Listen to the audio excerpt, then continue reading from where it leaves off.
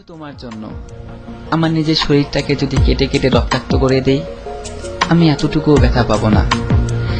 কিন্তু যদি কোনো কারণে আমায় ভুল বুঝো, তাহলে এই ব্যথা আমি সইতে পারবো না। যার জন্য এই পৃথিবীটা সুন্দর দেখি, সেই পৃথিবীতে বেঁচে থাকার আর কোনো স্বাদ থাকবে না আমার।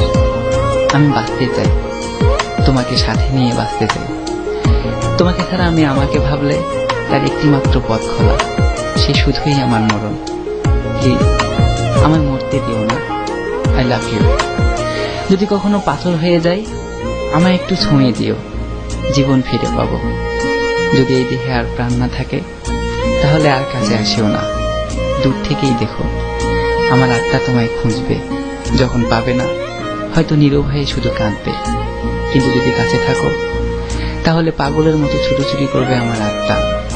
অনেক মানুষের ভিড়েও তোমার সামনে এসে চিৎকার করে কাঁদবে। আত্মার আত্মচিৎকার কেউ শুনবে না। সমস্ত স্মৃতিগুলো মনে পড়বে। দুজন একসাথে বাঁচতে চেয়েছিলাম, কিন্তু এই সময় এই সংসার আমার বাঁচতে দিল না গো। তোমায় দেখলে বেঁচে থাকার অনন্ত স্বাদ মরে গিয়েও হয়তো জেগে উঠবে।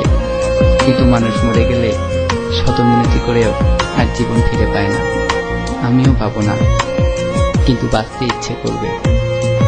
তারপর কি হবে আমি আর জানি না। I love you. I can not live with you.